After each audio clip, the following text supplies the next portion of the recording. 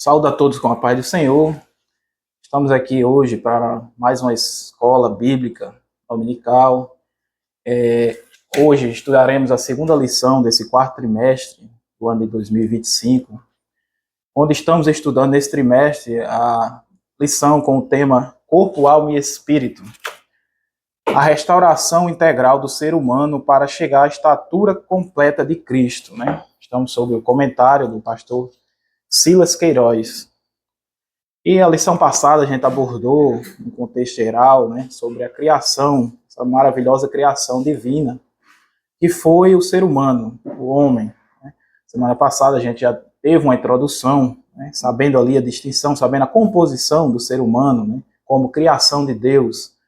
O homem é composto, né, pela tricotomia, corpo, alma e espírito. A gente viu ali as diferenças, né, entre saber o que era o corpo, que o ser humano é dividido ali, né, em duas formas, né? A sua parte material e sua parte imaterial. A sua parte material composta pelo corpo e a imaterial composto por alma e espírito.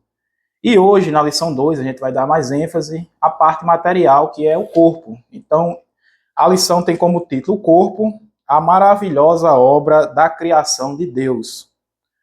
O nosso texto áureo se encontra em Salmo 39 e 14, que diz assim: Eu te louvarei, porque de um modo terrível e tão maravilhoso fui formado. Maravilhosas são as tuas obras, e a minha alma o sabe muito bem. A verdade prática diz: a ciência busca desvendar os mistérios do corpo humano, mas o crente descansa em saber que é obra poderosa e perfeita nas mãos de Deus. Então a gente vai estudar, né, essa lição, né, com base no texto aqui do Salmo 139, onde o salmista Davi faz a sua exaltação sobre a criação do ser humano, né, a criação de Deus, a criação perfeita de Deus. E eu vou ler aqui para a nossa leitura bíblica em classe, né, que se encontra em Salmo 139, de 1 ao 4, e do 13 ao 18, para a gente iniciar a nossa aula de hoje. Diz assim: Senhor, tu me sondaste e me conheces. Tu conheces o meu assentar e o meu levantar. De longe entendes o meu pensamento. Cercas o meu andar e o meu deitar. E conheces todos os meus caminhos. Sem que haja uma palavra na minha língua. Eis que, ó Senhor, tu tudo conheces. Pois possuíste o meu interior, entristecei-me no ventre da minha mãe. Eu te louvarei, porque de um modo terrível e tão maravilhoso fui formado. Maravilhosas são as tuas obras, e a minha alma o sabe muito bem. Os meus ossos não te foram encobertos, quando no oculto fui formado e entretecido como as profundezas da terra. Os teus olhos viram o meu corpo ainda informe, e o teu livro todas essas coisas foram escritas, as quais iam sendo dia a dia formadas, quando nem ainda uma delas havia. E quão preciosos são para mim, ó Deus, os teus pensamentos, quão grande é a soma deles. Se os contasse, seriam em maior número do que a areia. Quando acordo, ainda estou contigo. Então aqui é nosso texto base, né? O salmista Davi se expressou aqui dessa forma para exaltar a criação de Deus, né? A sua criação. A nossa introdução da lição diz assim: há séculos o racionalismo e a ciência e o cientifismo procuram explicar a existência humana. Segundo seus propagadores, essas escolas de pensamentos teriam suficientes respostas para o homem em sua busca e compreensão da realidade. Apesar disso, a razão e a ciência não conseguem desvendar nem mesmo todos os mistérios do corpo humano. Como resultado, o homem pós-moderno vive uma grande crise de identidade. Somente pela fé, por meio das escrituras sagradas, todos temos respostas sobre a constituição e existência. Então aqui na nossa introdução a gente já vê que o ser humano, né, através das suas filosofias, né? Diz aqui, ele cita o racionalismo, os filósofos através da razão, e também o cientifismo. O homem, através da ciência, tenta explicar a existência de Deus, a existência do homem e a sua formação. E eles, por mais conhecimentos que tenham, por mais que se aprofundem nos estudos, não conseguem explicar a tão complexidade que é o ser humano, a criação de Deus. E aqui na nossa introdução ele diz que somente pela fé, conseguimos compreender esse mistério, essa grandiosidade e complexidade que há na vida humana. Então, somente através da fé. Né? Por mais que eles busquem resposta, na lição anterior, a gente viu aquela famosa frase, né? De onde surgimos, né? Para onde vamos, né? O que somos, né? A famosa pergunta que deixa ali uma lacuna, deixa ali essas perguntas sem resposta. Mas nós, através da fé, temos essa resposta. Sabemos de onde viemos, sabemos quem somos, temos essa identidade, sabemos da nossa identidade e também sabemos para onde iremos. Então, a lição de hoje a gente vai estudar sobre essa criação, sobre o corpo humano, né? Sobre o corpo, né? A maravilhosa criação do nosso Deus. Né? Então, a gente viu ali na lição anterior também, já ressaltando, né? Deus, em toda a sua criação, né? Em todas as coisas que foram criadas, ele foi criando ali através do poder que havia na sua palavra, né? Que há na sua palavra, e foram tudo se fazendo, mas na formação do homem foi diferente. Né?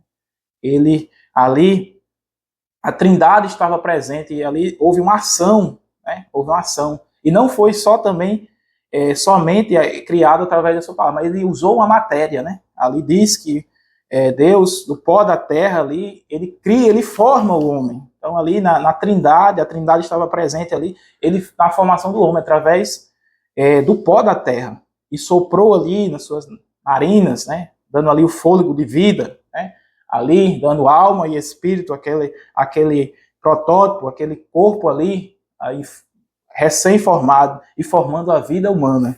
Então, entrando aqui na lição, né, o tópico 1, ele fala sobre a maravilhosa obra de Deus, né, do pó da terra, subtópico 1.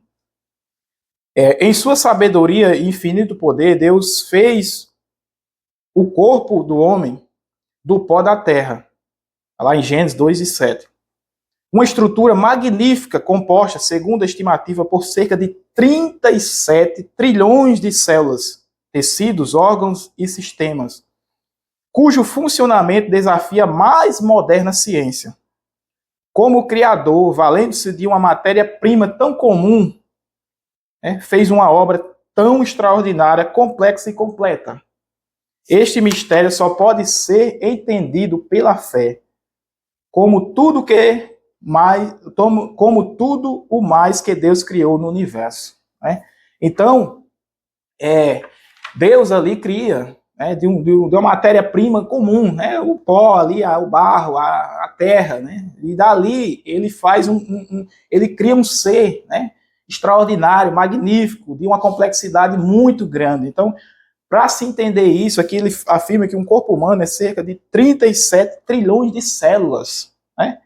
E ali tem tecidos, né, órgãos, todos os sistemas, né, sistema nervoso e assim por diante. O homem, a estrutura humana é muito complexa.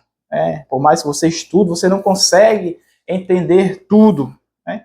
Mas aqui o comentarista está afirmando que somente pela fé você consegue compreender e entender, né, os mistérios do corpo humano, porque não há como se imaginar que de uma matéria-prima, né, somente do barro, do pó ali da terra, se construa algo tão magnífico. Né?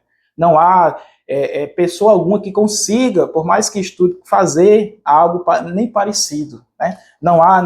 Por isso que o homem não consegue compreender, por mais que ele estude, porque somente através da fé que há em Deus você consegue compreender como isso foi possível, porque nós sabemos do poder que há no Criador do universo, né? Do poder que ele tem, né?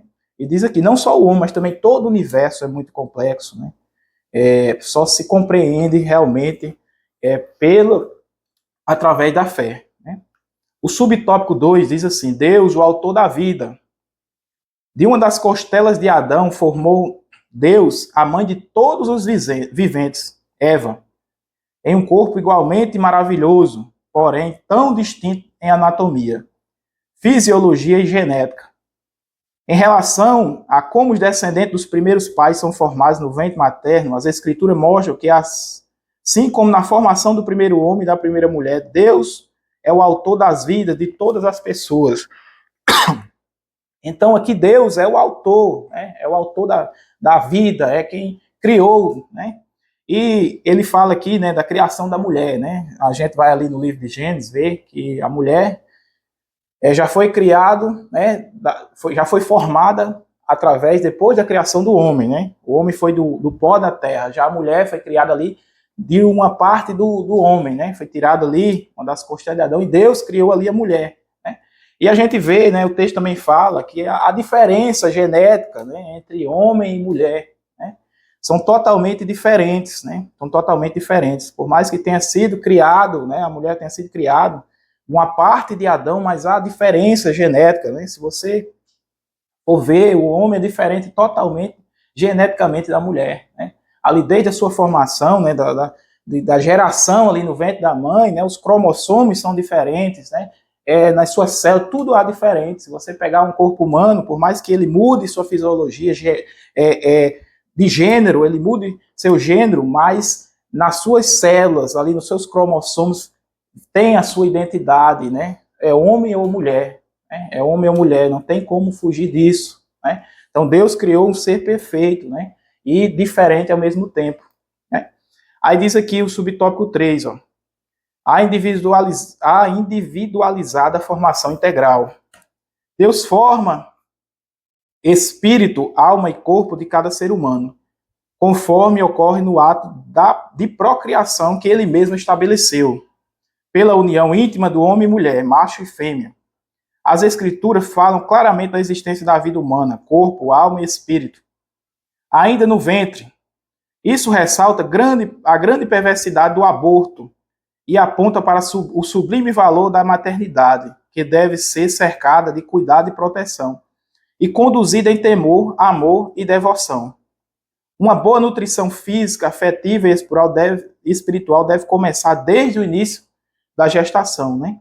Então aqui, ele ressalta, o comentarista aqui, né, que a vida começa desde ali do ventre, né? Desde a fecundação, ali já há vida, né? Ali já a vida, e tem essa importância, a vida foi criada, né, Deus, quando criou o homem, né, fez com o intuito de adoração, né, do homem adorar ao seu Criador, mas também de procriar, né, diz que crescesse, multiplicar e povoar, encher toda a terra, né, Deus fez homem e mulher para procriar, para dar continuidade à geração, né, e aqui diz, né, que através dessa união íntima, né, entre homem e mulher, que já a existência de vida, né, corpo, alma e espírito, desde lá do ventre, né? Se a gente for ver lá em Lucas, quando Maria, grávida, né, do Salvador, grávida de Jesus, ela vai visitar sua prima Isabel, né, que também estava grávida de João Batista. Lá em Lucas fala que João Batista, lá dentro do ventre de Isabel, quando Maria, né, se aproxima, ele já ali salta de alegria, ali mexe ali no ventre de Isabel. Então ali já havia uma vida, já havia espírito e alma. A gente viu na lição anterior que os sentimentos, né, através da alma. Então ali aquele corpo ainda dentro do ventre de Isabel já estava ali tendo alegria, né, prazer. Ele já salta ali no ventre de Isabel.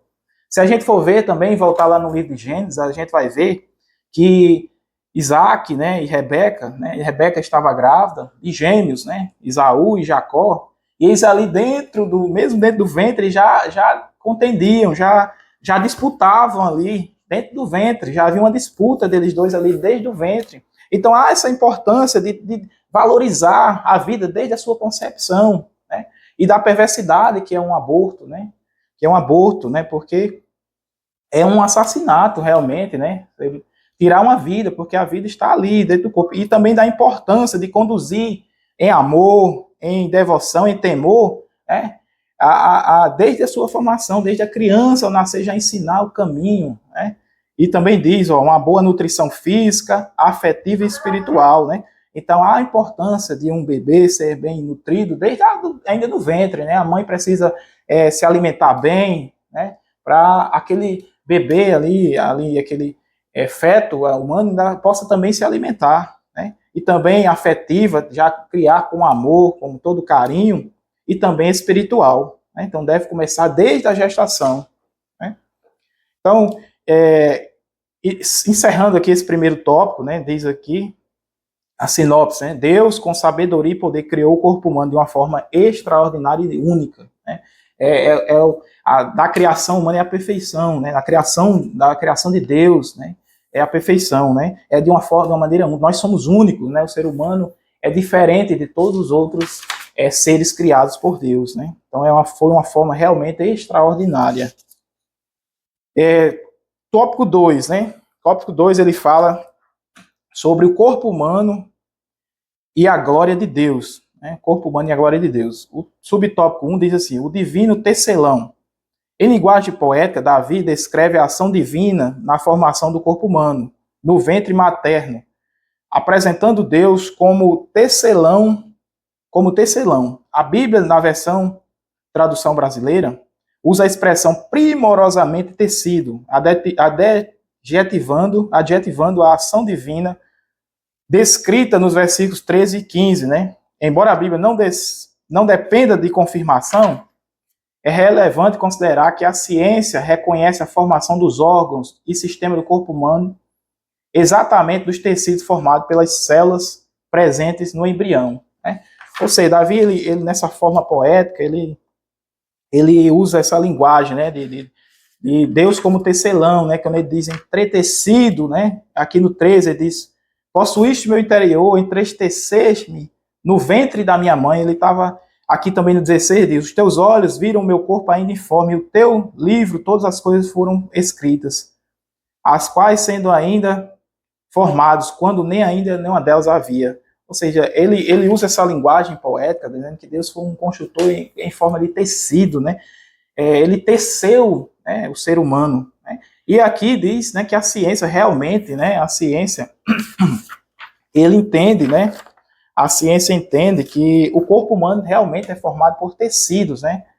Ela reconhece a formação dos órgãos, né, do sistema do corpo humano exatamente em forma de tecidos, né? Então, confirmando mais uma vez, né, a veracidade, né, que há na palavra de Deus, né? Davi, né, não estudou ciência, não era médico, mas ele, na revelação do Espírito ali, ele já falava, né, que Deus era como se fez o homem numa forma de tecido, né, teceu o homem. Entendimento e louvor. A compreensão da maravilhosa obra divina na formação do corpo humano liberta-nos de toda especulação e dúvida e produz um sentimento de gratidão e louvor. Davi declarou: eu te louvarei, porque de modo terrível e tão maravilhoso fui formado.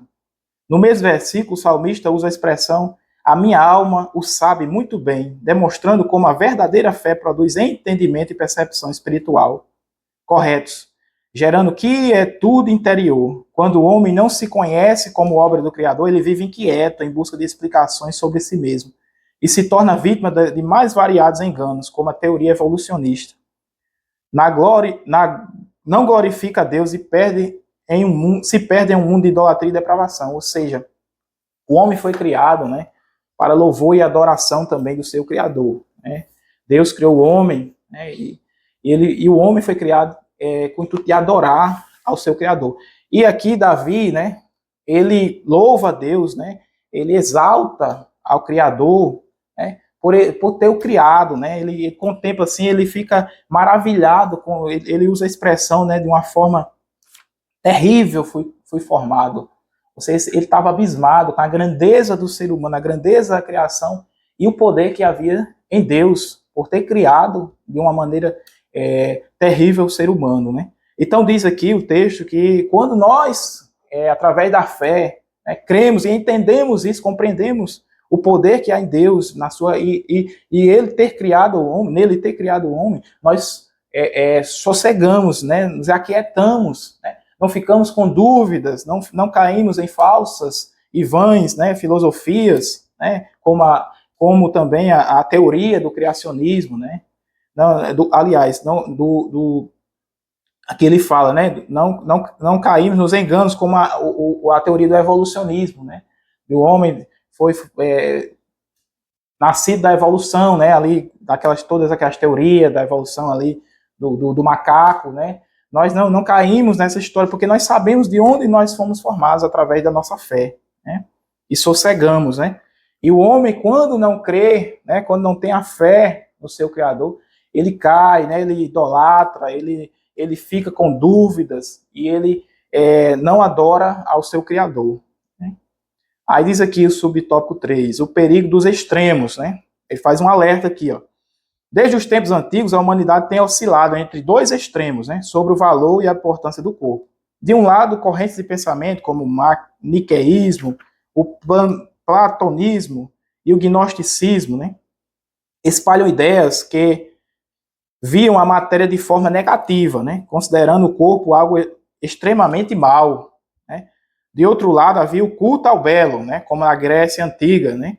O desequilíbrio permanece. Vícios, automutilações e outras atitudes extravagantes deformam e desonram o corpo. Né. Enquanto uns tinham a matéria, o corpo humano, como, vamos dizer assim, algo negativo, né, até se mutilavam, se automutilavam, né, como se fosse algo negativo, mesmo nós sabemos que foi algo, pelo contrário, né? Foi algo maravilhoso, é algo precioso que Deus nos concedeu, que é o corpo humano, né? E essas linhas aqui de pensamentos, eles tinham o corpo humano como, até como maldição, né? E já por outro lado também, os extremos, né? Do outro lado extremo, na Grécia, né?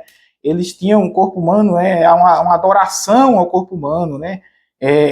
Que oculta ao belo, né? A beleza era ali adorada, né, a beleza física humana, né, e a gente vê, né, diz aqui, ó, por outro lado também há o narcisismo moderno, né, marcado pela supervalorização do corpo em detrimento da alma e do espírito, né. A idolatria do eu leva à prática excessiva de selfies, né, publicações de si mesmo em redes sociais, cuidados estéticos, cosméticos e físicos em excesso. Cuidar do corpo é importante, mas sem exageros. O cristão deve ser equilibrado em tudo, né?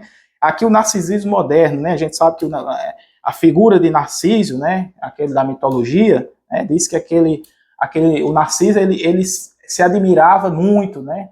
Ele se admirava ao ponto de se olhar ali no espelho, né? De um lago, né? De uma adoração tremenda quando refletia ali a sua imagem, que acabou ali, uns dizem até, a mitologia diz que ele se afogou ali, outros dizem que ele ficou preso ali, né? Fazendo aquela adoração a si mesmo, né? E infelizmente, muitas pessoas hoje têm entrado por esse caminho, né? Adoração a si mesmo, né?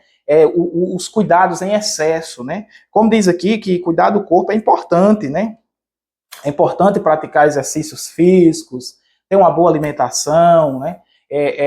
Fazer exames de rotina, cuidar da sua saúde, né? É muito importante, mas não pode ser em excesso, né? Quantas pessoas não têm perdido até suas vidas em clínicas de estéticas, fazendo cirurgias, muitas vezes desnecessárias, por ter esse excesso, esse cuidado acima de tudo, né? Muitas vezes a gente tem pessoas até de não querer nem sair de casa por não se achar digno, não se achar bonito, não se achar belo, né? Não ter uma interação social por se sentir rejeitado pelo seu corpo, alguma coisa no seu corpo, achar que não pode ter nem conviver em sociedade. E muitos têm padecido por isso, né? E outros, né? Ele fala aqui até a publicação excessiva de selfies, né? Não que seja errado, mas ele disse aqui que é a prática excessiva, o perigo está nos exageros, né? Diz aqui no finalzinho, cuidar do corpo é importante, mas sem exageros. O cristão deve ser equilibrado em tudo, né? Tem pessoas que eu conheço que parece que se acontecer algo de um dia, apenas não ir para uma academia ou não praticar aquele exercício naquele dia, parece que o mundo vai desabar, parece que o mundo vai acabar, porque está ali o cuidado do corpo até em excesso e muitas vezes esquece de cuidar do espírito e da alma, né? Esquece, deixa de lado o espírito e a alma e apenas fica focado no corpo, mas a gente sabe que nós somos formados por corpo, alma e espírito, e a gente está com nosso corpo, nosso espírito, todos para adorar ao nosso Criador. Né? Em corpo, alma e espírito devemos adorá-lo. Né? Então, até o apóstolo Paulo, né, abre aqui o parênteses, ele fala, né, sobre a questão da parte física, né, dos exercícios corporais.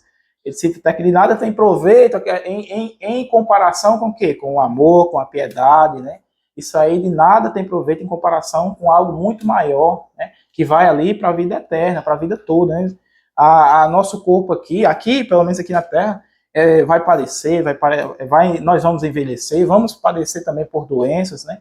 Devemos ter cuidado, sim, porque a gente está estudando hoje exatamente isso. Devemos cuidar dessa criação de Deus, que é o nosso corpo, mas não em excesso, né? Não ter essa idolatria por nosso corpo. Né? Princípios ou regras. Quando falamos em corpo, temos a tendência de logo pensar em regras, mas o viver cristão moderado consiste, acima de tudo, na observância dos princípios bíblicos. Um deles é fazer tudo para a glória de Deus, aplicável a práticas mais simples do nosso cotidiano. É um parâmetro espiritual mais eficaz que as regras rígidas e inflexíveis que podem nos levar ao legalismo. Devemos sempre refletir: o que fazemos com o nosso corpo glorifica a Deus ou visa agradar a nós mesmos? Né? Então, aqui é essa questão de princípios ou regras, né? A gente tem que ter ideia, né, que hoje tem uma frase até que diz, né, meu corpo, minhas regras, né? Ou seja, a sociedade muitas vezes impõe regras, impõe questões que as pessoas levam aquilo, né, como regra e prática, né? O modelo toda a sociedade tem que ter um modelo de cabelo, seja lá de formato de corpo, ou magro, ou musculoso, de várias formas, e aquelas pessoas seguem aquele padrão, arriscam ao ponto de perder até noites de sono por não estar no padrão da sociedade, não estar nas regras da sociedade. Mas nós, como cristãos, devemos ter uma vida moderada e devemos ter muito cuidado com essas regras. Aí nós vamos olhar, será que essas regras condizem com o padrão que eu devo ser perante o meu Deus? Será que eu estou adorando ao Senhor? Né? Diz aqui ó, que devemos ter um parâmetro espiritual eficaz, né? A essas regras, né? Devemos sempre refletir: o que fazemos com o nosso corpo glorifica a Deus, né? Ou visa agradar a nós mesmos ou a sociedade? Será que o que eu estou fazendo com o meu corpo, eu estou apenas visando agradar uma sociedade, prestar uma conta à sociedade, porque a sociedade acha que eu devo ser assim, meu corpo deve estar assim, ou eu estou fazendo realmente para agradar a Deus? Porque a palavra de Deus diz, né? E quer comais, quer bebais, fazemos tudo o quê? Para a glória de Deus. Né? Devemos fazer tudo para a glória de Deus. Então aqui, já entrando no último tópico da lição, o tópico da lição número 3 diz assim: o corpo e a coletividade. A prática relacional. Deus nos fez seres relacionais, gregários e sociáveis.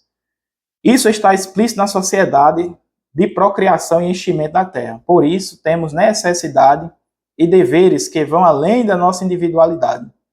Não fomos criados para viver isolados, social ou afetivamente. Embora os recursos digitais tragam muitas comodidades para o homem moderno, o contato físico continua sendo essencial para a vida humana. A troca de afetos por meio de expressões corporais não é substituída pela frieza e tecnologia. Tiago qualifica a verdadeira religião e a fé viva por práticas relacionais reais, que exigem o envolvimento do corpo. Como está a nossa comunhão? Né? Aqui é uma pergunta. Né? Então, o ser humano, quando ele foi criado, né, Deus, ele criou o homem para viver em sociedade. É tanto que ele, quando cria o homem, diz lá no texto, lá em Gênesis, que diz assim, não é bom que o homem esteja só. Né? Ali é uma adjutora, né? Ele cria a mulher já como ali a primeira sociedade, né? Criou a primeira ali sociedade, criando, dando uma mulher e ainda mais diz, cresçam, reproduzam, né? Ou seja, o homem foi criado também com o intuito de relacionamento, né? Gregário, né? E também sociável, né? Tem que ter ser agregado, né? Sociável, ele tem que se comunicar, né? Com uns com os outros, né? Eu me recordo muito bem agora, há pouco recente, nós passamos pelo um período de pandemia, né? E nessa pandemia, né, as pessoas tiveram, né, por questão de saúde, que viverem mais isoladas, né, sem poderem terem contato físico com uns com os outros, né, devido àquela questão da contaminação do vírus. E quantos problemas não tem até o dia de hoje, né, por conta de isolamentos sociais, né, que foram necessários na época, né? Quantas pessoas não adquiriram problemas psíquicos, né, questões de depressão, de ansiedade, por não viver em sociedade, não estar tendo essa comunicação. Então, o ser humano é necessário, ele precisa, ele não pode se isolar, né? Embora você às vezes precise, seja lá por determinada coisa, você precisa de um isolamento, mas que seja por um período apenas. Você não pode viver isolado da sociedade. O homem tem que estar totalmente voltado para viver em sociedade. Aí ele pergunta, como está a nossa comunhão?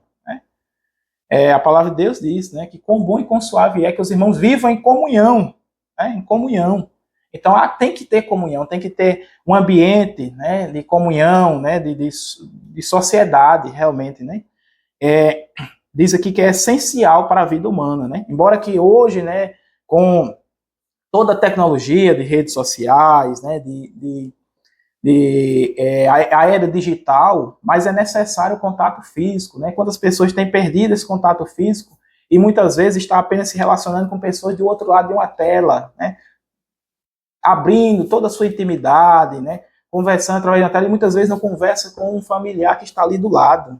Então isso não é saudável, né? Eu me recordo agora bem recente, eu vi um estouro, né, midiático através de a criação daqueles bebês reborn, né? Em substituição até o ser humano, né? Eu acredito que isso diminuiu muito, que eu não vi mais nem na mídia, né? Mas as pessoas estavam ali criando até uma máquina para substituir o ser humano, né? Então, aqui diz que não podemos trocar, né?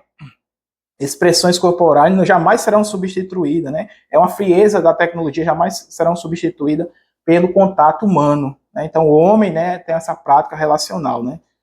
A prática congregacional. O corpo humano é um elemento fundamental no culto divino. As escrituras nos advertem da necessidade da reunião coletiva, né? Da vida congregacional. Está ali a referência de Hebreus. Né?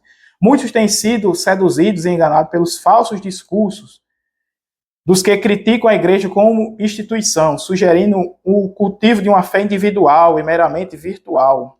Sejamos sábios e prudentes. O movimento dos desigrejados é antibíblico e altamente prejudicial à verdadeira vida cristã. Então, quantas pessoas estão nesse movimento de desigrejados, que não precisam de igreja, não precisam de pastor, nem de membros, né, de congregação.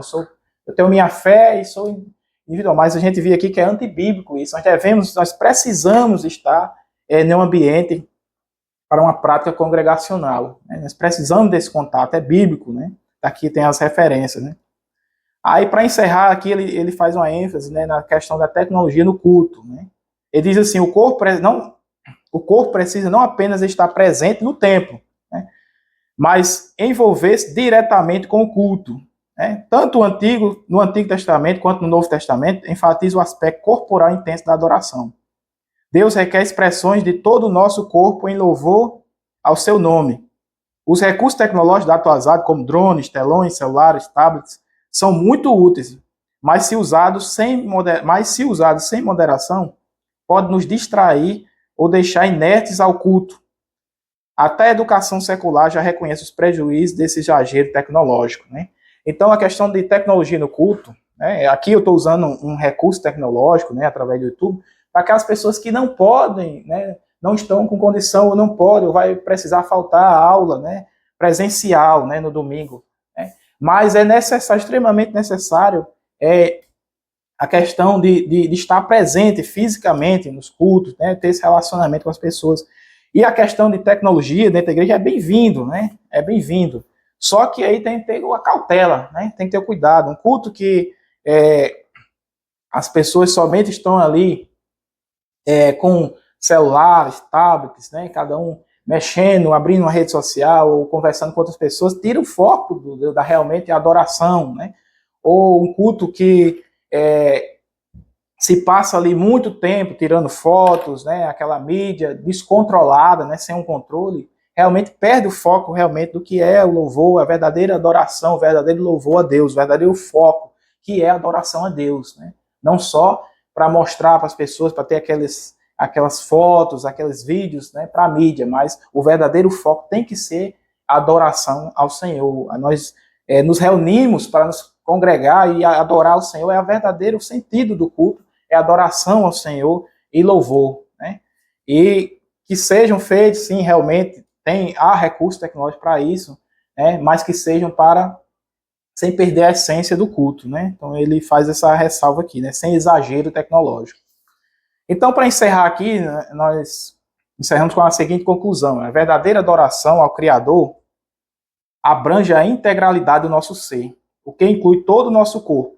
Reconhecer-se como obra nas mãos de Deus leva-nos a nos render à sua soberania e permanecer confiando em seu eterno poder. Que saibamos possuir nosso corpo em santidade e honra, né? Então, aqui a gente encerra, né, compreendendo todos os objetivos, alcançando todos os objetivos com essa lição. Primeiro, reconhecer que nós somos obra do Criador, do Deus vivo, né? Que Deus foi quem nos criou, né? Eu me recordo até de um vídeo que eu assisti certa vez daquele Dr. Enéas Carneiro, né?